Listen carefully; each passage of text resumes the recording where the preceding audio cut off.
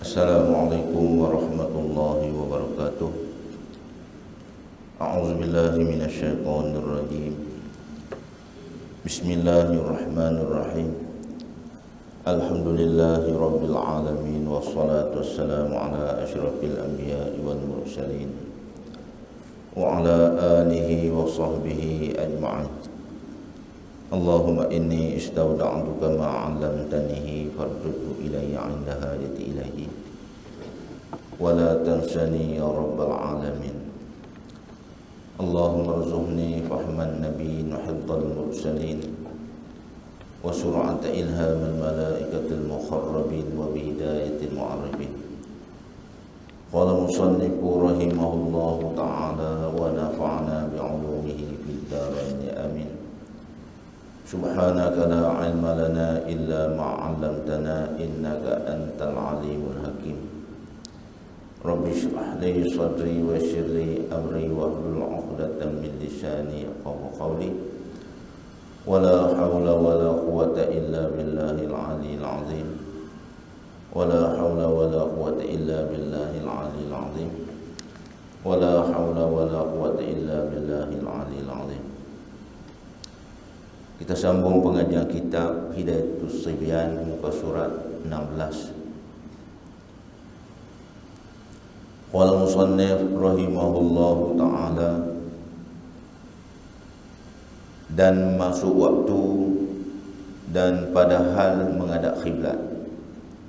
Ini masih lagi perbahasan mengenai syarat-syarat takbiratul ihram, rukun sembahyang. Jadi kata musannif yang lepas, bermula takbiratul ihram itu ada 21 syarat. Syarat sah takbiratul ihram tu ada 21. Ada 21 syarat barulah sah takbiratul ihram seseorang. Jadi sambungan daripada itulah. Jadi kata musannif, dan setengah daripada syarat sah takbiratul ihram ialah masuk waktu. Jadi siapa-siapa yang nak takbiratul ihram, takbir niat tu. Jadi di dalam sembahyang ni, takbir ni dia ada dua. Satu takbiratul ihram, iaitu takbir rukun. Takbiratul ihram yang pertama ialah takbiratul ihram rukun, iaitu takbir berserta dengan niat. Apabila kita takbir berserta dengan niat, maka dinamakan takbiratul ihram. Dan yang keduanya takbir intikhalat. Takbir intikhalat ni artinya takbir berpindah rukun daripada satu rukun kepada rukun yang lain. Itu dinamakan takbir intikhalat, namanya takbir intikhalat. Takbiratul ihram rukun dan wajib.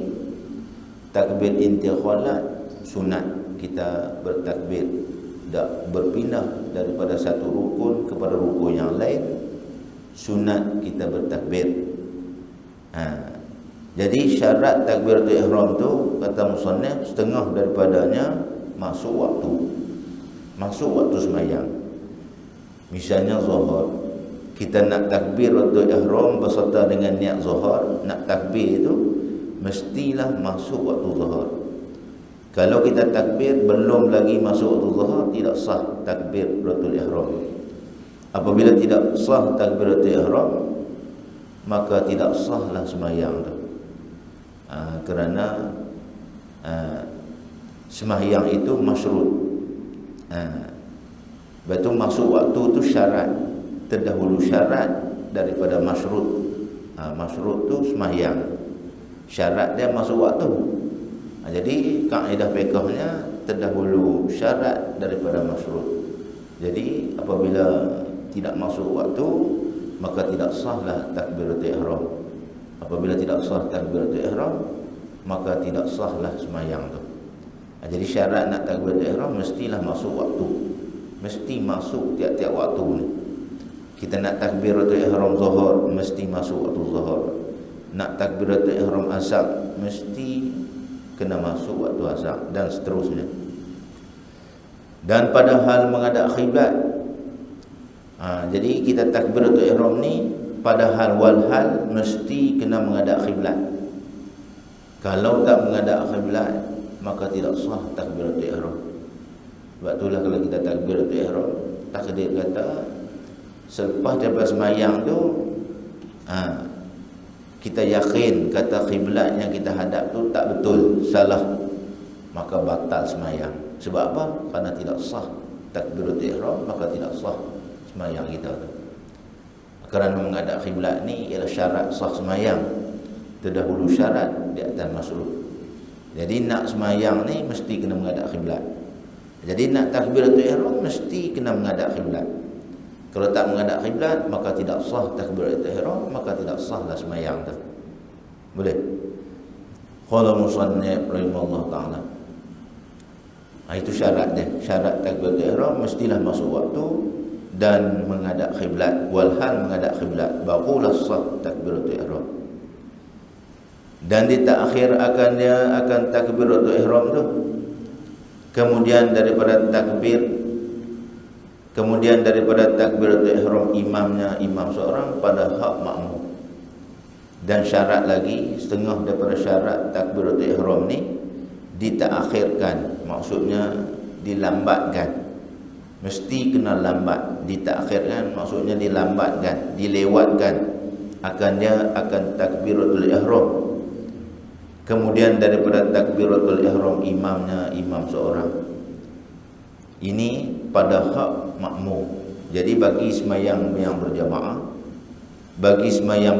ni syarat sah takbiratul ihram, makmum tu mesti dia kena takbiratul ihram selepas daripada takbiratul ihram imam. Nampak? Apabila imam takbir Allahu Akbar, habis tu baru boleh dia takbir. Kalau berserta tidak sah. Kalau menyertai, tapi tu imam sudah dulu takdirkanlah. Kan? Allah itu imam akbar, makmum akbar, tidak sah. Dia mesti kena selepas daripada takbiratul ihram imam. Dia tak macam yang lain. Kalau takbir intikhalat tak apa. Nampak? Kalau berserta tak apa. Tak batal sembahyang. Nampak? Allahu Akbar berserta tak batal sembahyang. Ataupun dahulu daripada tu imam tak batal sembahyang. Contohnya rukuk. Tu imam tak rukuk lagi. Makmum rukuk dahulu daripada imam, sama ada sengaja ataupun tak sengaja. Nampak? Kalau sengaja haram, tapi tak batal sembahyang kalau dahulu daripada imam. Sekiranya kalau takbiratul ihram sama ada sengaja ataupun tidak sengaja, kalau dahulu daripada imam ataupun menyertai, tidak sah takbiratul ihram. Bila tidak sah takbiratul ihram, maka tidak sahlah sembahyang. Sebab itulah kalau kita jadi makmum, bagi imam takbir sudah dulu Allahu Akbar, barulah kita takbir Allahu Akbar. Kalau berserta ataupun kita dahulu daripada imam, berserta pun tidak sah. Kalau dahulu lebih lagi boleh. Sebab itulah kata musannif, syarat takbiratul ihram ni mestilah dilambatkan akan takbiratul ihram selepas daripada takbiratul ihram imam pada hak makmum. Boleh. Jadi makmum ni nak takbiratul ihram mestilah selepas daripada selesai imam takbiratul ihram. Boleh. Kalau menyertai ataupun dahulu daripada imam, maka tidak sah takbiratul ihram. Qala musannif rahimahullah. Kalau kita takdirkan tu imam dia takbiratul ihram Allahu Akbar, kemudian makmum pun takbir Allahu Akbar. Takdirkan imam batal ataupun dia tersalah niat ke umpamanya. Nampak? Tu imam ni dia tersalah niat. Umpamanya dia nak takbir lain, takdirkan dia takbir Allahu Akbar. Jadi makmum yang di belakang yang sudah takbir tu dimaafkan. Nampak? Sebab apa? Kerana imam takbir dah yang tadi ni. Sebab itulah bagi tu imam, kalau sekiranya dia batal, sunat dia takbir perlahan. Dia takbir perlahan, jangan takbir kuat. Sebab jadi makmumnya jadi celah habis lah. Takdirkanlah jadi seorang imam ni dia takbir Allahu Akbar. Makmum belakang pun takbir lah, Allahu Akbar. Takdirkan tu imam ni dia salah niat. Dia nak sembahyang zuhur, dia niat asar. Salahlah niat dia. Apabila salah niat dia, sunat dia takbir perlahan. Wajib dia kena niat lain. Wajib dia kena takbir dan niat lain. Sebab batal takbiratul ihram dia tu. Kemudian dia pun sunat dia takbir perlahan. Nampak? Allahu Akbar. Takbir perlahan sudah lah. So khodat telinga dengar lah. Allah. Tangan-tangan pun tak payah angkat lah. Sebab apa? Kerana nak menghilangkan fitnah bagi makmum tu. Jadi makmum ni berselera habis lah. Hak yang mengaji tak apa lah. Hak yang tak mengaji ni, dia pun batal sembahyang. Jadi kaedah sembahyang ni, kalau apabila kita sudah masuk di dalam sembahyang yang fardu. Sembahyang yang fardu ni kalau kita batalkan sembahyang tu dengan sengaja, hukumnya haram. Kalau sembahyang sunat, kalau kita batalkan sembahyang itu dengan sengaja, hukumnya makruh. So apa puasa lah. Puasa fardu kalau kita batal dengan sengaja, haram. Puasa sunat kalau kita batalkan dengan sengaja, hukumnya makruh. Jadi makmum yang di belakang ni dia sudah sembahyang dah. Apabila dia takbir Allahu Akbar, dia sudah masuk sembahyang lah. Jadi tu imam yang di depan ni dia batal sembahyang sebab dia salah niat. Takdirkan masalah. Jadi tu imam ni sunat dia takbir perlahan supaya nak menghilangkan fitnah makmum yang di belakang. Boleh? Allahu Akbar. Sudah. Dia takbir perlahan bagi tinggal dengar. Kalau dia takbir semula Allahu Akbar, makmum yang di belakang tak payah takbir lah. Sebab dia sudah masuk sembahyang, dimaafkan. Bagi masalah tu imam batal selepas daripada dia takbir, makmum sudah takbir, itu dimaafkan. Boleh faham? Tu kalau jadi masalah macam tu, kadang-kadang dia jadi. Dia sembahyang berjemaah ni, kadang-kadang dia jadi. Tu imam pun dia pun ada masalah dia. Urusan ni macam-macam duk fikir. Lepas tu dia jadi, dia tersalah niat umpamanya. Kita jadi tu imam ni takbir perlahan. Kalau sekiranya kita jadi makmum, jangan kita batal sembahyang tu. Kita teruskan, dimaafkan. Boleh? Qala musannif rahimahullah taala. Ini masuk dalam kaedah kita, dimaafkan, tidak dimaafkan pada permulaan, dimaafkan pada yang kemudian. Ini masuk dalam kaedah ni. Supaya kita sembahyang berjemaah di surau, wajib kena buka pintu supaya makmum yang di luar surau tu boleh ikut jamaah yang di dalam surau tu. Jadi wajib kena buka pintu sekadar seorang lalu. Wajib. Wajib. Tak dimaafkan kalau pintu ditutup, tak sah ikut di luar ni. Takdirkan masalah. Kemudian apabila sudah takbir, makmum yang di luar tu sudah takbir Allahu Akbar, budak-budak ataupun angin tutup pintu tu, adakah sah ikut? Sah ikut. Sebab apa? Masuk dalam kaedah dimaafkan, tidak dimaafkan pada permulaan, dimaafkan pada yang kemudian. Jadi yang sebelum tu tak dimaafkan. Kalau pintu tutup sebelum takbir, tak dimaafkan. Kalau pintu tutup sebelum takbiratul ihram, tidak dimaafkan. Tapi apabila kita sudah takbir, pintu tertutup, sama ada budak tutup ataupun angin tutup, dimaafkan. Sah ikut. Macam ni lah juga ni. Tidak dimaafkan kalau kita dahulu daripada tu imam.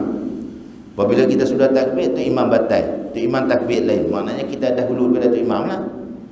Nampak tak? Itu dimaafkan. Qala musannif rahimahullah ta'ala. Ini kena ingat masalah ni. Jangan-jangan dia berlaku. Qala musannif rahimahullah ta'ala. Dan syarat, dan setengah daripada syarat takbiratul ihram ni, ketiadaan mempaling akan dia akan takbiratul ihram dan setengah daripada beberapa syarat takbiratul ihram ni, ketiadaan mempaling akan dia akan takbir daripada takbiratul ihram kepada takbir yang lainnya lain daripada takbiratul ihram. Jadi ini kita niat berpaling. Berpaling ni maksudnya mengubah. Dan ketiadaan berpaling akan takbir. Apa maksud? Maksudnya ketiadaan mengubah niat takbir. Kita apabila kita nak takbir, maknanya di dalam hati kita tu ada qasad, ada niat. Kita nak takbir ni takbiratul ihram.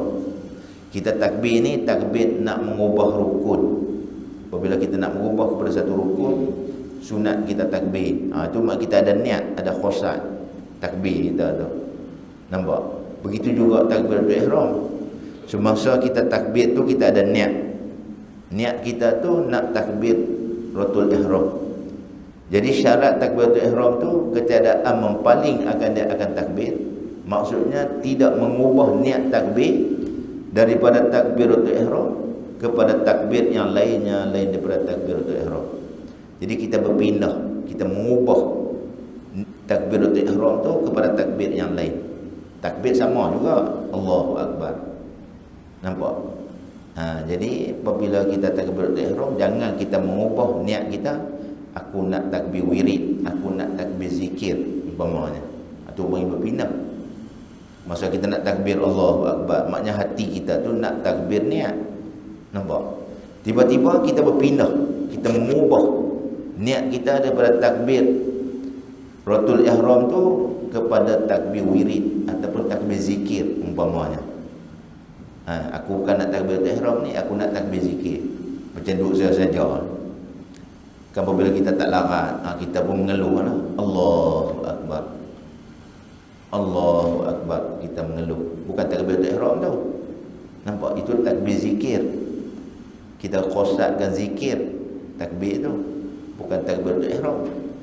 Ni kita takbir ihram, niat kita tu. Kemudian kita mengubah daripada takbir ihram kepada takbir lain daripada takbir ihram, seperti takbir zikir umpamanya.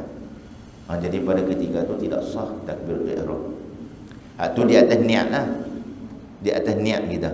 Ni jangan berlaku lah masalah ni. Sekiranya kalau seseorang yang semayang tu dia takbir ihram, niat mulanya tu, niat dia tu nak takbir ihram lah, niat takbir nak niat. Tiba-tiba dia berpindah, dia mengubah daripada takbir niat kepada takbir zikir umpamanya, maka tidak sah takbir ihram. Masalah ni jangan berlaku lah. Sekiranya berlaku, ini hukumnya. Qala musannif rahimallahu ta'ala, noktah situ. Dan wajib di mukharanah, artinya di mukharanah ni diserta akan niat sembahyang itu dengan takbiratul ihram. Qala musannif rahimallahu ta'ala, di dalam takbiratul ihram ni wajib dia kena mukharanah dengan niat, syarat dia. Syarat sah takbiratul ihram ni, dan setengah daripada syarat sah takbiratul ihram ni mestilah dimukharanah. Maksudnya disertai akan niat semayang tu dengan takbiratul ihram. Mesti. Maknanya di dalam kita nak takbiratul ihram ni mestilah takbir disertai dengan niat semayang. Maknanya mesti disertai dengan niat semayang. Yang lepas tu maknanya kena ada qasad, ta'arud, ta'yin. Ni tengok. Qala musannif rahimallahu ta'ala, dan wajib di mukharanah, wajib pada takbiratul ihram berserta dengan niat ni dia kena mukharanah, dia kena menyertai. Takbir menyertai dengan niat, dia kena berserta. Sebab itulah di dalam rukun sembahyang ni, 3 rukun ni wajib menyertai, dia kena mukharanah. Berdiri betul, takbiratul ihram, niat dia kena berserta. 3 perkara ni dia kena menyertai. Berdiri betul, takbiratul ihram, kemudian niat dia kena menyertai. Ini kata wajib di mukharanah pada takbiratul ihram. Maksudnya takbiratul ihram ni mesti dia kena berserta dengan niat. Kalau kita takbir dulu baru kita niat, tidak sah. Kalau kita niat dulu baru kita takbir, tidak sah. Dia niat ni mesti dimukharanah, maksudnya disertai pada takbir Allahu Akbar, 8 huruf tu. Alif lam lam ha, alif ka ba ra. Maknanya niat mesti kena ada di dalam 8 huruf tu. Allahu Akbar, mestilah kita kena menyertai niat di dalam Allahu Akbar. Mesti ada di dalam tu. Itu maksud mukharanah. Boleh? Yang kata mukharanah ni maksudnya di dalam lafaz Allahu Akbar tu 14 harakat tu. 14 harakat tu, 7 alif tu mesti dia kena ada niat di dalam Allahu Akbar tu. Dan wajib dimukharanah, artinya diserta akan niat sembahyang itu dengan takbiratul ihram. Wajib kita kena serta niat sembahyang di dalam takbiratul ihram. Wajib. Sebab itulah kita bercakap hati tu menzahirkan niat kita. Jadi kita bercakap dalam hati kita tu, orang panggil hadisun nafsi.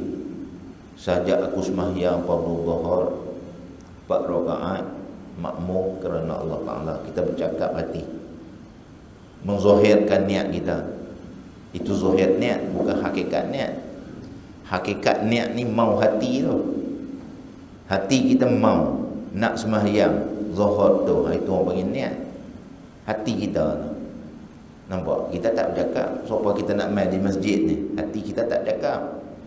Nampak? Kita daripada rumah nak main ke masjid, daripada pejabat nak main ke masjid, hati kita mau nak ke masjid. Itu dinamakan niat. Kita tak bercakap. Yang kata hadisun nafsi ni kita bercakap. Sahaja aku nak pergi ke masjid. Itu orang panggil hadisun nafsi. Menzahirkan niat kita lah. Hakikat niat tu hati mau, qasdu syai', mau hati.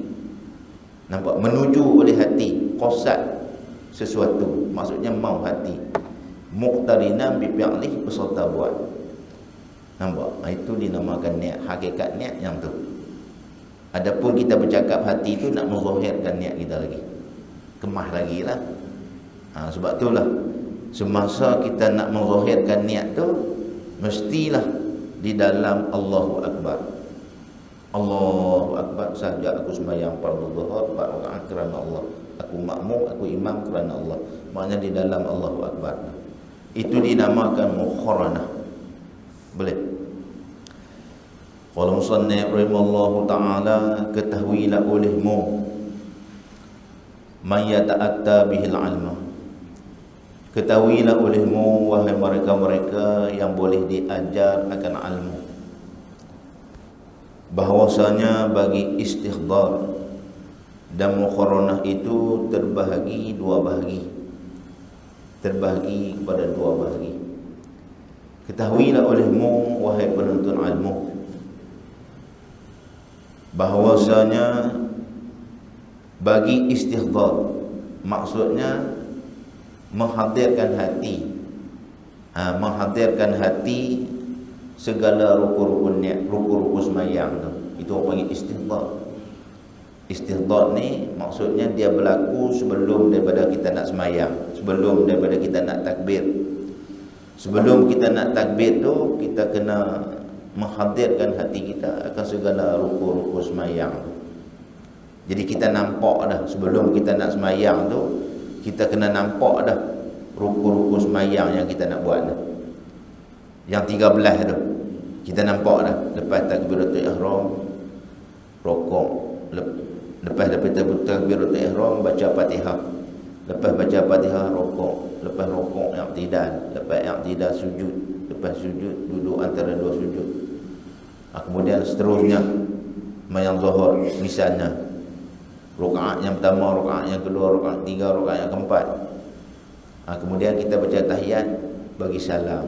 Maknanya nampaklah di dalam fikiran sebelum kita nak sembahyang. Ini dinamakan istihdar. Kalaulah kita tak nampak pekerjaan yang kita nak buat tu, itu bukan istihdar.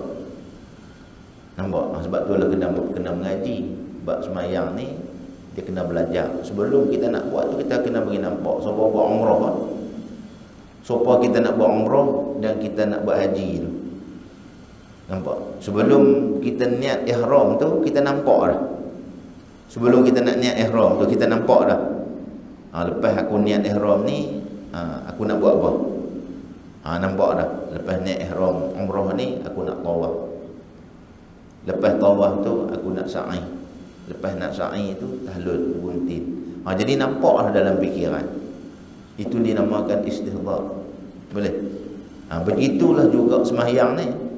Bagi orang yang nak sembahyang ni, wajib dia kena istihdar. Maknanya dia kena nampak, menghadirkan hati dia akan segala rukun-rukun sembahyang yang dia nak buat ni.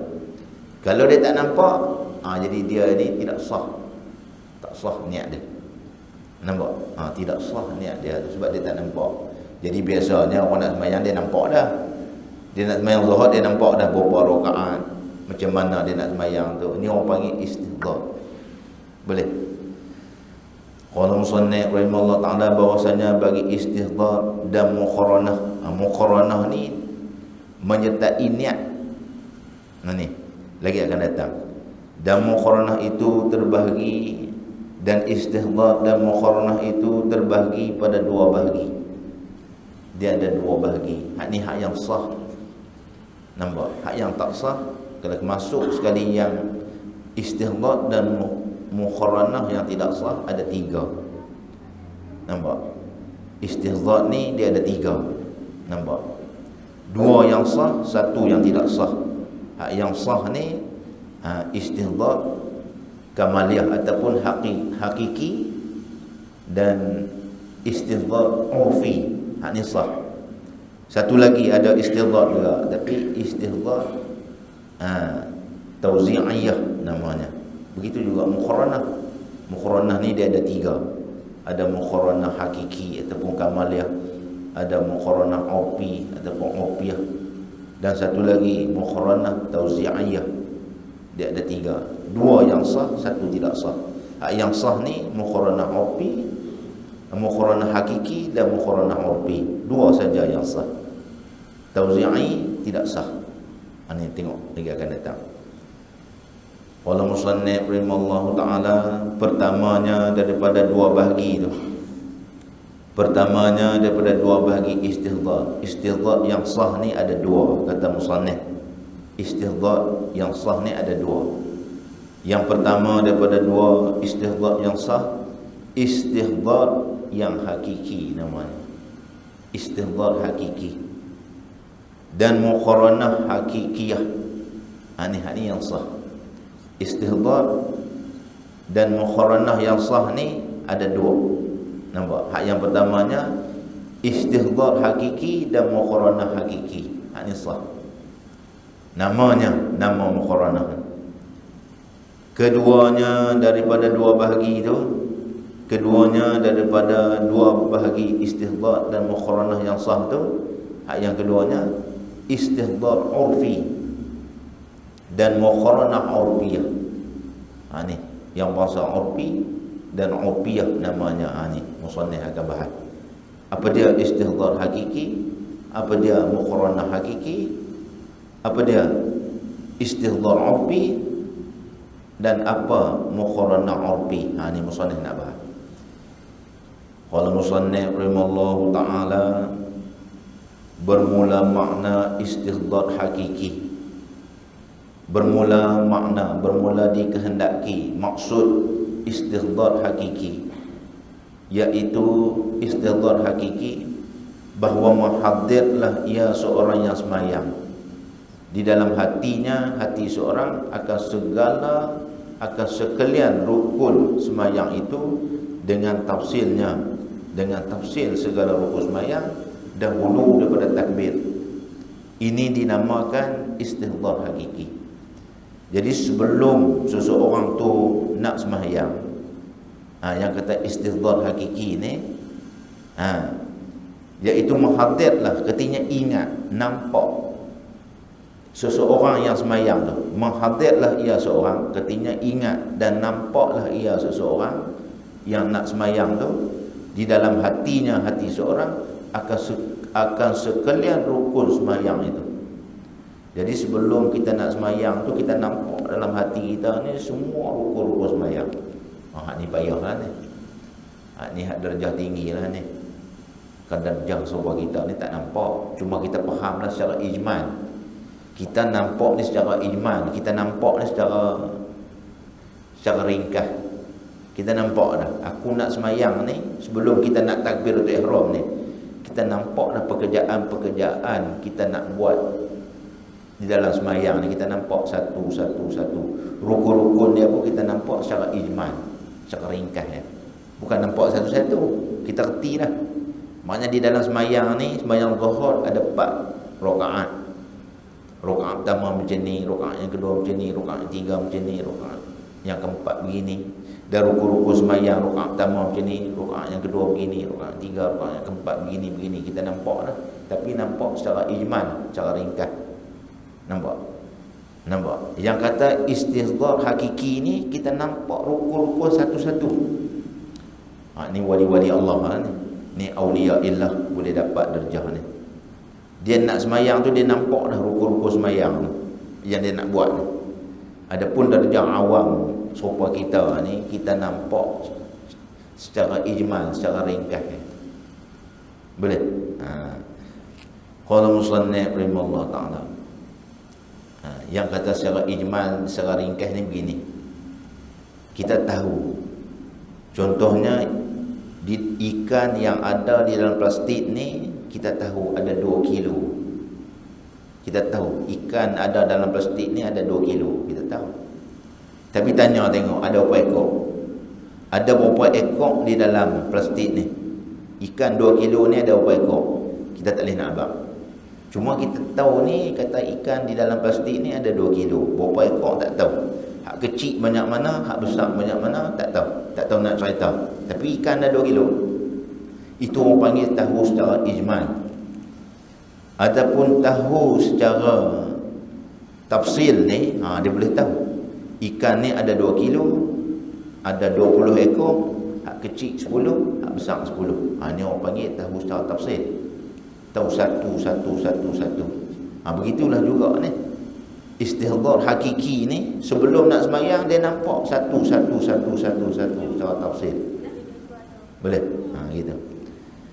Yang kata istihzar hakiki ni, bahawa menghadir, yakni ingat, nampaklah ia seorang, dalam hati seorang akan sekalian rukun semayang itu dengan tafsilnya, tafsir rukun semayang. Satu dia nampak. Dahulu daripada takbir seseorang yang semayang.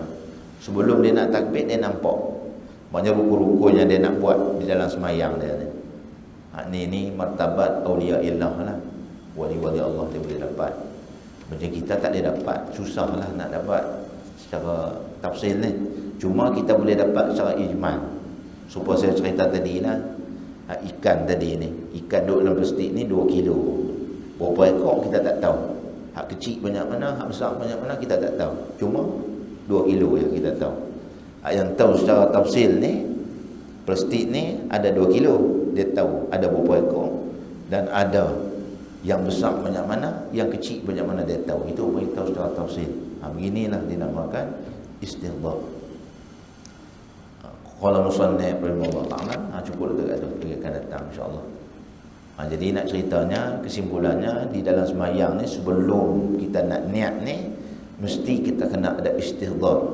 Maksudnya kita menghadir, maksudnya nampak dalam hati kita akan segala rukun-rukun semayang. Jadi nampak dalam hati dia ada 2 martabat. Satu, martabat hakiki. Yang kedua, martabat urfi. Martabat hakiki ni kita nampak ke semua rukun semayang sebelum kita nak buat. Hak yang urfi ni lagi akan datang insya-Allah. Ni macam mana yang kata urfi. Urfi ni kebanyakan orang lah. Cukup dekat tu. Dan bermula makna istihzar urfi, iaitu bahawa menghadirlah ia akan sekalian yang tersebut itu dalam hatinya dahulu daripada takbirnya dengan secara ijmal jua ila akhirih. Wallahu subhanahu wa ta'ala a'lam. A'udzubillahi minasyaitonir rajim. Bismillahirrahmanirrahim. Alhamdulillahirabbil alamin wassalatu wassalamu ala asyrafil anbiya'i wal mursalin wa ala alihi washabbihi ajma'in. Allahumma akhrijna min zulumatil fahmi waftah lana abwaabal 'ilmi bi rahmatika ya arhamar rahimin. Wa sallallahu ala sayyidina Muhammad.